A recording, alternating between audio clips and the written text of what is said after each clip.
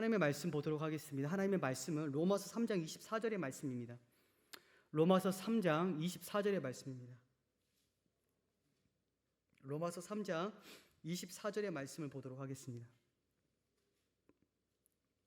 로마서 3장 24절의 말씀을 제가 읽도록 하겠습니다.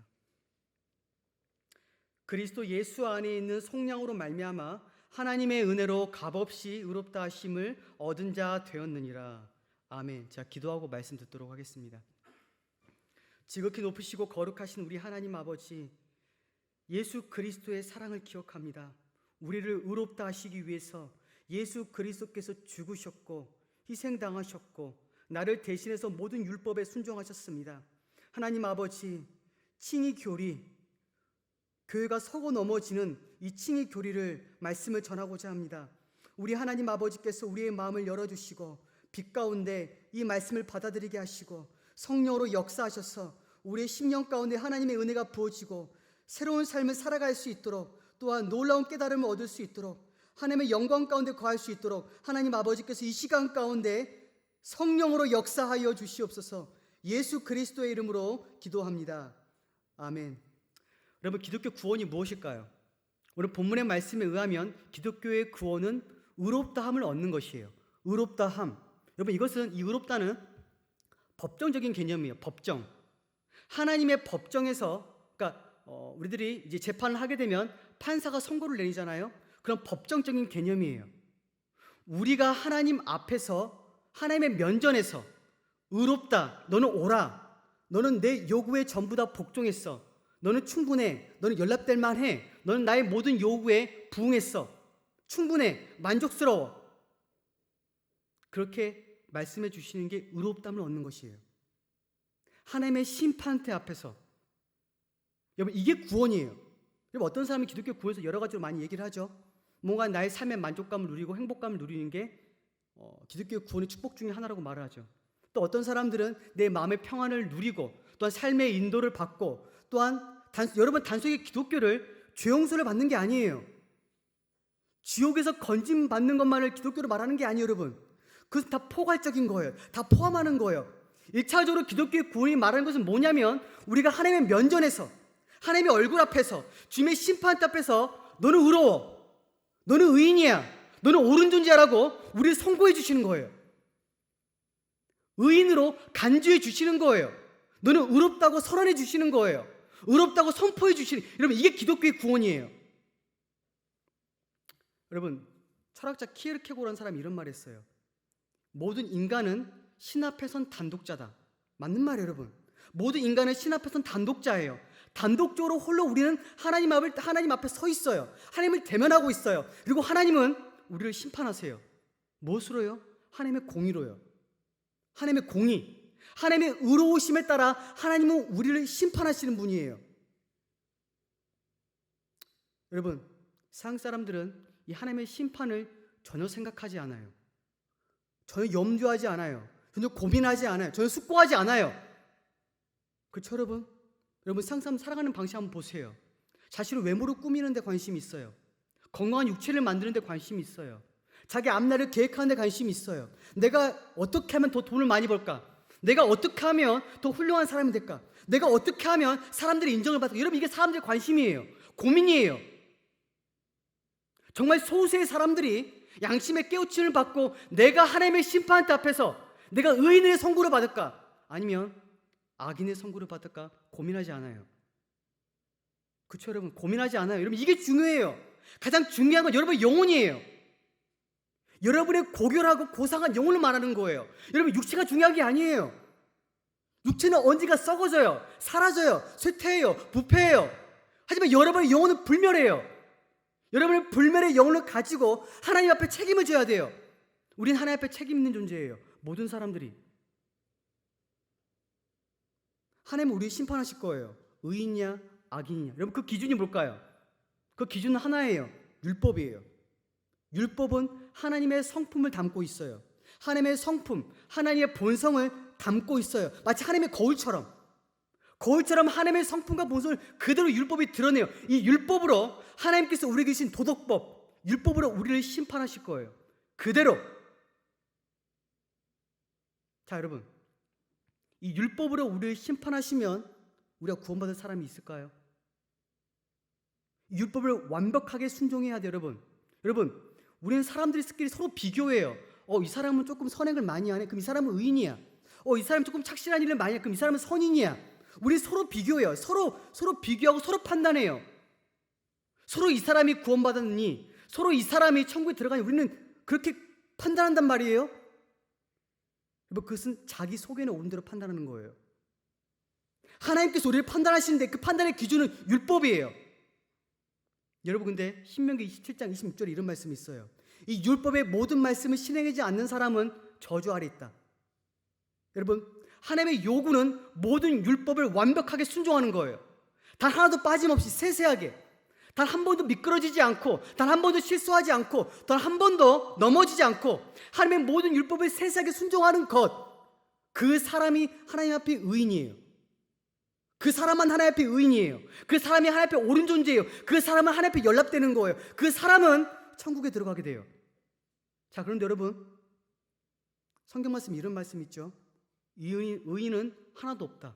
맞죠, 여러분? 의인은 하나도 없어요. 의인은 한 명도 없어요. 선인도 없어요. 하나님의 인정을 받을 만한, 하나님의 칭찬을 받을 만한, 너는 의로워, 넌 나의 모든 요구에 부응했어, 그럴 만한 존재가 단 한 명도 없다는 거예요. 여러분, 하나님의 심판 앞에서 여러분 준비됐어요? 여러분 준비하고 있나요? 그날은 반드시 와요, 여러분. 그날은 여호와의 크고 두려운 날이에요. 그날은 누구든지 와요. 크고 흰 백보자가 펼쳐지고, 또한 넓은 대리소홀에 수많은 사람들이 모여들고, 수많은 민족들이 모여들고, 책들이 펼쳐지고, 천사들이 귀 기울여 듣고, 한 사람씩 한 사람씩 선고를 받는 그날이 온단 말이에요. 모든 사람들이 그 심판에 참여한단 말이에요. 그 광경을 천사들이 본단 말이에요. 그날이 와요. 내가 의인인지 내가 악인인지 그날에 다 드러나게 돼요. 자, 근데 여러분, 이날을 준비하셔야 돼요. 근데 많은 사람들이 이날을 전혀 준비하지 않아요. 관심을 기울이지도 않아요. 오직 자신의 쾌락에만 관심이 있어요. 자기 자신의 유욕을 채우는 데만 관심이 있어요. 자기 자신 외모로 꾸미는 데만 관심이 있어요. 어떻게든 이 세상에서 좋은 삶을 살아보겠다고, 인정받는 삶을 살아보겠다고, 무엇인가 훌륭한 사람이 되어보겠다고, 사람들의 박수갈채를 받아보겠다고. 여러분, 중요한 것은 하나님께 인정을 받는 거예요. 하나님께 인정받는 게 중요해요, 여러분. 그날을 준비할 수 있는 방법은 단 하나밖에 없어요. 예수 그리스도를 믿는 거예요.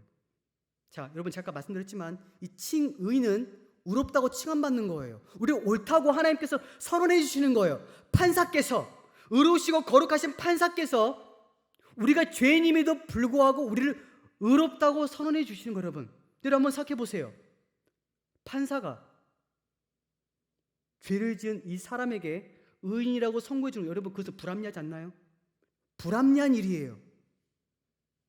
불합리하죠. 죄를 지은 사람에게 형을 선고하지 않고 의인이라고 선고해 주는 것은 불합리한 일이에요.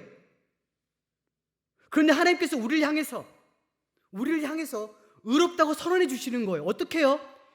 오늘 본문의 말씀처럼 예수 그리스도 안에 있는 속량으로 말미암아요. 그래서 우리를 구원해 주는 거예요. 여러분, 속량이 뭐냐면 값을 치르고 해방시키는 거예요. 값을 치르고 해방시킬 권리를 사는 거예요. 예를 볼게요. 한 사람이 포로로 매여 있어요. 포로로 지금 잡혀 있어요. 이 사람을 풀어내기 위해선, 이 사람을 끄집어내기 위해선 값을 지불하고 이 사람을 해방시켜야 돼요. 그게 바로 구속이에요. 그게 바로 속량이에요. 여러분, 우린 지금 하나님의 공의에 빚진 자예요. 하나님의 공의 칼날이 지금 우리를 겨누고 있어요. 하나님의 심판의 칼날이, 여러분, 하나님은 공의로운 분이기 때문에 반드시 우리를 저주하셔야 돼요. 그것이 하나님의 속성이고 하나님의 정의예요. 언제나 오르신 하나님은 죄인들을 저주하셔야 돼요. 죄인들을 지옥으로 보내셔야 돼요. 이게 하나님의 공의예요. 여러분, 그래서 종교개혁자 칼빈은 이런 말을 했어요. 타락한 인간을 보면서, 타락한 진흙덩어리 인간을 보면서 하나님의 두 속성이 서로 갈등을 겪었다. 공의가 하나님께 말했어요. 하나님, 지금 이 죄인들은 하나님의 법을 어겼습니다. 하나님의 법을 어겨서 하나님의 법을 깨트렸어요. 이 사람들 저주를 받아야 됩니다. 지옥으로 보내소서. 근데 그 옆에서 하나님의 사랑스러우신 자비가 말해요. 오 하나님, 이들을 용서하소서. 이들에게 자비를 베푸소서. 이들을 긍휼히 여기소서. 이들을 용서하소서. 여러분, 근데 그때 하나님의 지혜가 하나님의 공의와 하나님의 자비를 조화를 이루어요. 어떻게 해요? 예수 그리스도의 속량으로 말미암아 조화를 이루는 거예요. 하나님의 공의는 만족되고 하나님의 자비는 승리케 되는 길을 예수 그리스도의 구속으로 여신 거예요. 이것은 새롭게 난 길이에요. 그분의 사랑으로.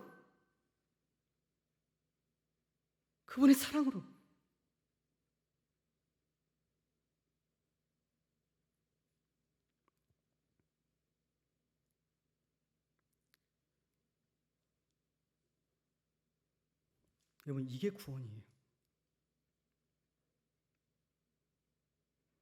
여러분, 우리는 예수 그리스도께서 행하신 그 일, 나를 위해 그 행하신 그 일, 여러분, 예수님께서는 우리를 구원하기 위해서, 우리를 의롭다 하시기 위해서 두 가지 일을 행하셨어요. 첫 번째는 수동적인 순종이에요. 이것이 뭐냐면 십자가 위에서 하나님의 공의를 만족시킨 거예요. 내가 받아야 할 그 하나님의 진노, 내가 쳐야 할 하나님의 심판, 하나님의 신적 진노를 하나님의 아들이신 예수 그리스도께서 나를 대신해서 그것을 받아내신 거예요. 자신의 육신으로, 자신의 몸으로 그 심판을 직접 받아내신 거예요. 하나님의 맹렬한 진노가 내 머리 위에 보여져야 되는데, 하나님의 공의로운 칼날이 내 가슴에 떨어져야 되는데, 하나님의 아들께서 그 대신 받아내신 거예요. 자신의 육신으로 받아내신 거예요. 그러면서 하나님의 공의가 완벽하게 만족된 거예요. 그래서 예수께서 말씀하셨죠. 죽기 직전에 다 이루었다. 값을 지불했다. 이들의 죄값, 이들이 받아야 할 모든 공의 형벌이 다 지불되었다. 또 두 번째는 예수님의 능동적인 순종이에요. 능동적인 순종이 뭐냐면 우리를 위해서 모든 율법에 순종하신 거예요. 여러분 아담 아시죠? 아담은 모든 인류의 대표예요. 행위 언약의 머리예요. 무슨 말이냐면 이 아담 안에는 모든 인류의 본성 전체가 다 들어있는 거예요. 이 아담을 통해서 하나님께서는 모든 인간들이 축복을 받을지, 모든 인간들이 저주를 받을지 결정하신 거예요. 만약에 아담이 하나님의 명령에 순종하고 하나님의 율법을 철저하게 지키면서 하나님과 교제 가운데 계속적으로 거했다면 아담뿐만이 아니라 아담에서 태어날 그 모든 인류까지도 함께 영원한 영광을 누리게 될 그런 위치에 있었어요. 반면에 아담이 실패한다면, 아담이 불순종한다면 아담뿐만이 아니라 아담에서 태어날 그 모든 인류까지도 함께 저주와 멸망을 받아야 할 그런 시험대 위에 아담이 있었어요. 근데 아담은 실패했어요. 철저하게 실패했어요. 타락했어요. 근데 둘째 아담이신 예수 그리스도께서, 우리를 구원자이신, 우리를 사랑하시는 구속주이신 둘째 아담이신 예수 그리스도께서 아담의 실패를 자신이 직접 이루시기 위해서 육신의 몸을 입으신 거예요. 그래서 아버지께서 말씀하신 거예요. 아버지, 저기 육신의 몸을 주시옵소서. 제가 이들을 대신해서 하나님의 율법에 철저하게 순종하겠습니다. 이 죄인들은 하나님의 율법을 깨트렸지만, 하나님의 율법을 파괴했지만, 저는 하나님의 율법을 순종하겠습니다. 그 율법을 높이겠습니다. 그 율법을 존중하겠습니다. 이들을 대신해서 이 율법에 순종하겠습니다라고 고백하신 거예요. 그럼으로써 하나님의 아들이 인간이 되셨고, 우리를 대신해서 모든 율법에 순종하심으로 그 능동적인 순종과 수동적인 순종, 이것이 합쳐서 그 의를 우리에게 주신 거예요.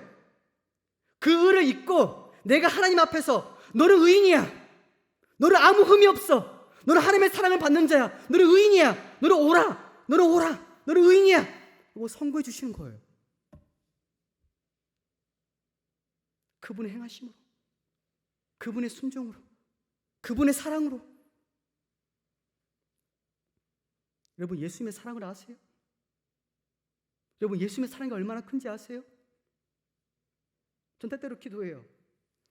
예수님, 왜 저를 구원하셨죠? 왜 저에게 이런 은혜를 주셨죠? 그럼 주님께서 말씀하세요. 내가 너를 영원한 사랑으로 사랑하기 때문이야. 하나님, 나와 내 집에 왜 이런 구원의 은혜를 주셨죠? 내가 너를 영원히 사랑하기 때문이야. 하나님, 저는 은혜 받을 만한, 하나님의 은혜를 누릴 만한, 하나님의 구원을 받을 만한 아무런 열매가 없는데요? 아니야, 내가 너를 사랑하기 때문이야. 까닭 없이 은혜로 우리를 사랑하신 거예요, 여러분. 여러분, 오늘 본문의 말씀 보시면 아시겠지만 값없이 은혜로 우리를 사랑하신 거예요. 값없이. 여러분, 이 값없이라는 단어가 요한복음 15장 25절에도 나와요. 근데 어떤 단어로 나왔냐면 까닭 없이요. 까닭 없이, 이유 없이, 연고 없이, 아무런 조건 없이 무조건적으로 우리들에게 은혜를 주신 거예요. 여러분, 우리에겐 아무런 공로가 없어요. 우리는 가치 있는 존재가 아니에요. 우리는 무기력한 존재예요. 우린 타락한 진흙덩어리예요. 하나님의 호의를 받을 만한, 하나님의 사랑을 누릴 만한, 그분의 은혜를 누릴 만한 것이 아무것도 없단 말이에요. 우리 안에는 바울이 고백해요.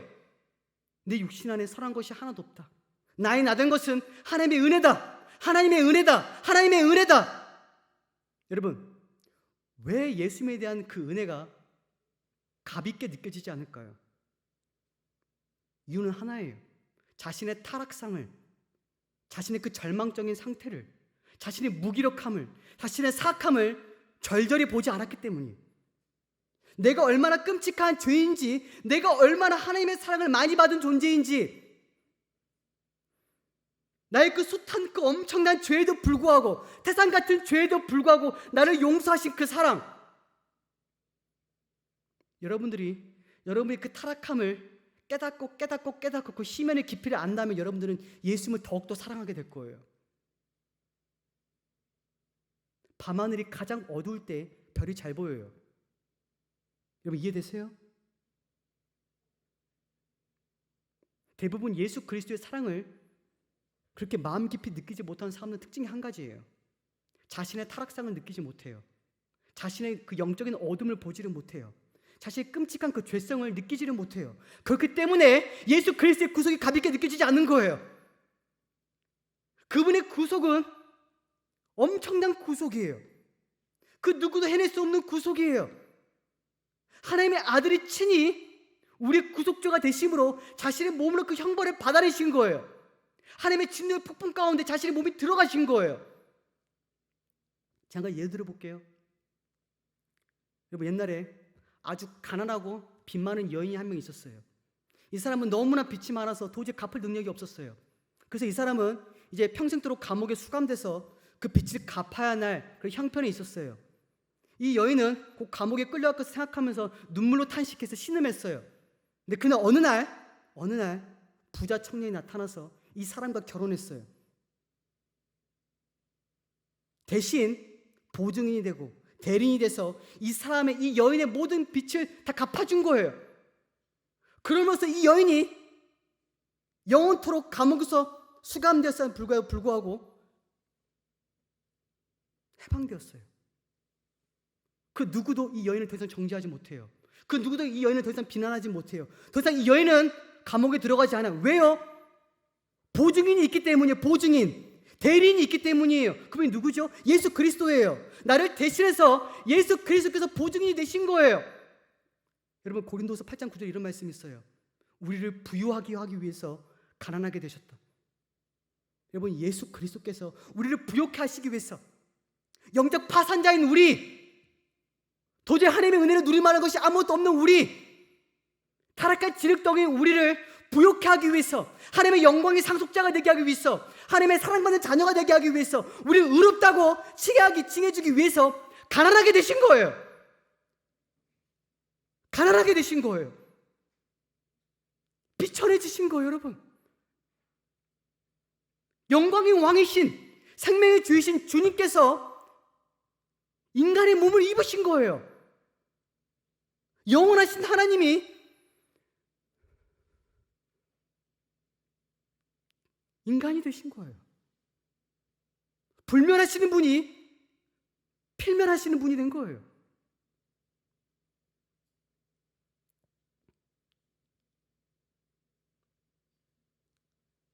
여러분, 우리가 칭의, 하나님께서 우리를 의롭다고 칭해지는 그 순간, 여러분, 그것은 칭의는 이 세상에서 이루어지는 일이에요. 하나님께서 예수 그리스도를 믿는 그 사람을 즉각적으로 하나님의 법정에서 이 사람은 의인이라고 칭해 주시는 거예요. 나를 보는 게 아니에요. 나의 개의에 의로쓰면 저는 신속하게 파멸을 당할 수밖에 없어요. 내 의를 보는 게 아니라 나와 함께 하시는 나의 보증인이신, 나의 대리인이신, 나의 머리이신 예수 그리스도를 보시는 거예요. 나는 그분 안에 있기 때문에 나를 보는 게 아니에요. 그리스도를 보는 거예요. 그 그리스도의 의를 보고 나를 의롭다고 칭해 주시는 거예요. 너는 의인이라고, 너는 사랑받는 자녀라고, 넌 더 이상 죄인이 아니라고, 너는 무죄 선고를 받았다고 선언해 주시는 거예요. 이 자리에서. 여러분 기억하세요. 여러분, 이 칭의 선언을 받은 사람들은 하나님과 화평을 누려요. 로마서 5장 1절 말씀 보세요. 로마서 5장 1절의 말씀 보세요. 제가 읽을게요. 그러므로 우리가 믿음으로 의롭다 하심을 받았으니 우리 주 예수 그리스도로 말미암아 하나님과 화평을 누리자. 여러분, 믿음으로 의롭다함을 받은 사람들은 하나님과 화평을 누려요. 무슨 말이냐면 하나님과의 교제를 인식해요. 자신과 거룩하신 하나님 사이에 더 이상 장애물이 없다는 이것을 인식해요.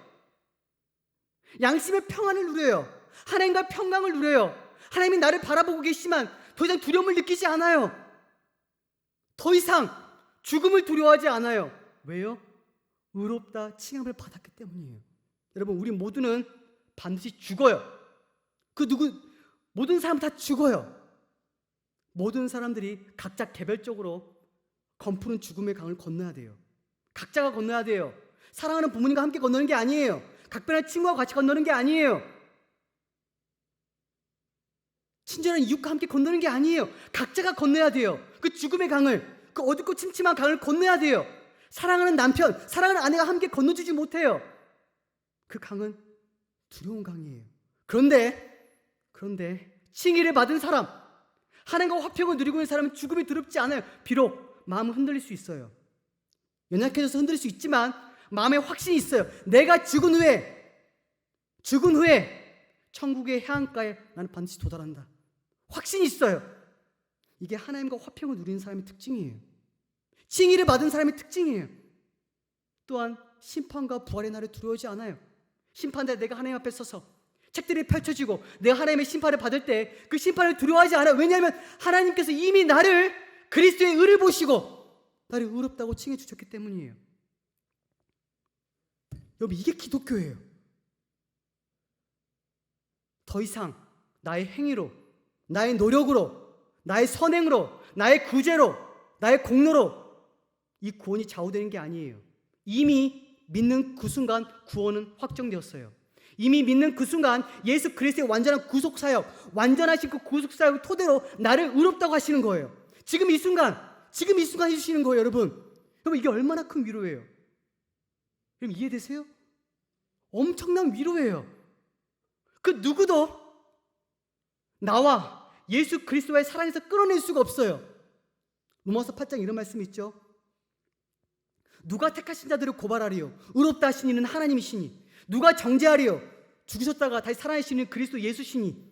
여러분, 우리가 그리스도 안에 있기 때문에 두려워하지 않아요. 마귀들은 우리를 정죄해요. 마귀들은 끊임없이 우리를 참소해요. 너는 죄인이야. 너 하나님의 율법을 어겼어. 하지만 하나님께서 말씀하신 너는 의인이야. 왜? 내 아들이 대신 죽었기 때문이지. 세상은 우리를 정죄하고 율법은 우리를 정죄하고 마귀도 우리를 참소하지만 우리는 두려워할 필요가 없어요. 왜냐하면 예수 그리스도께서 우리를 대신해서 죽으셨기 때문이에요.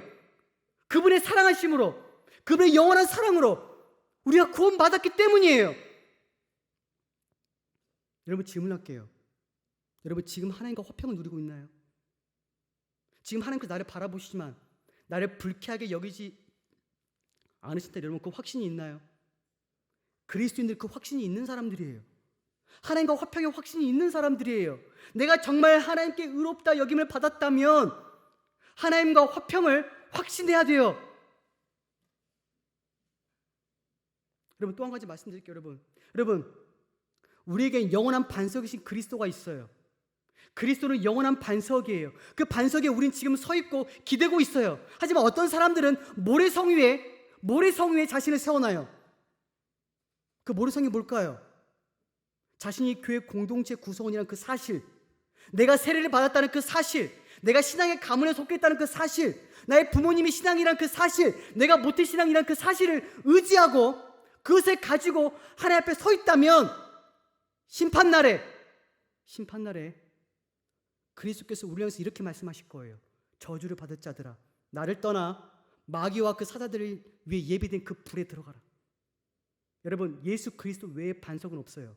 예수 그리스도만이 우리를 능히 하나님 앞에 세워요. 다른 거 의지하지 마세요, 여러분.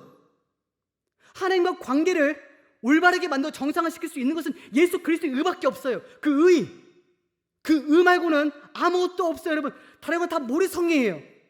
다른 건 다 신락 같은 거미줄이에요. 근데 수많은 사람들이 그것들을 의지하고 있어요.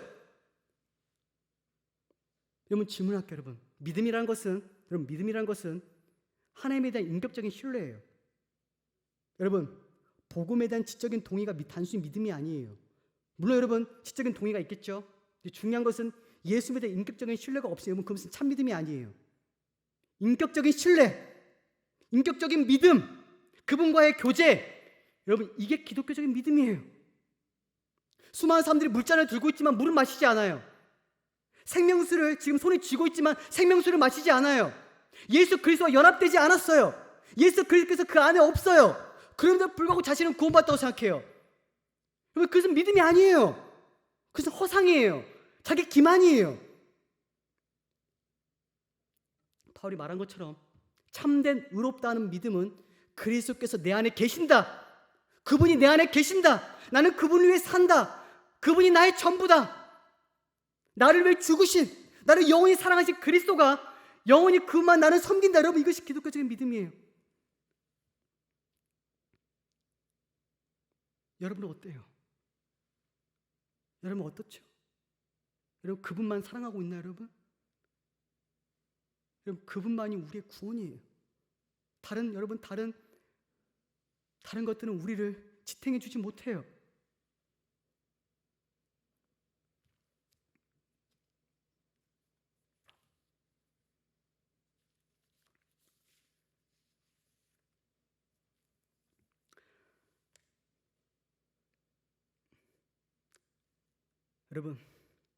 여러분은 많이 용서를 받은 사람이에요. 그렇다면 여러분은 많이 용서해야 돼요. 또한 많이 사랑해야 돼요. 누구를요? 그리스도를요. 정말 많이 사랑해야 돼요. 참된 은혜를 누리고 있는 사람들은 그 그리스도로운 사랑을 알기 때문에 정말 그리스도를 사랑해요. 그분만이 나의 전부라고 기꺼이 고백할 수 있어요.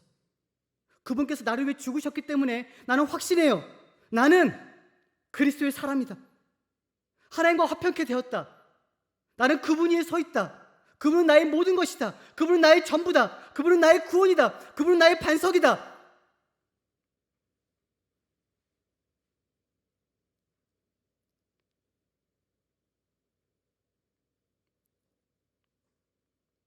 여러분, 그날에 반드시 올 거예요. 그날, 심판의 날은 반드시 와요. 여러분, 기억하세요.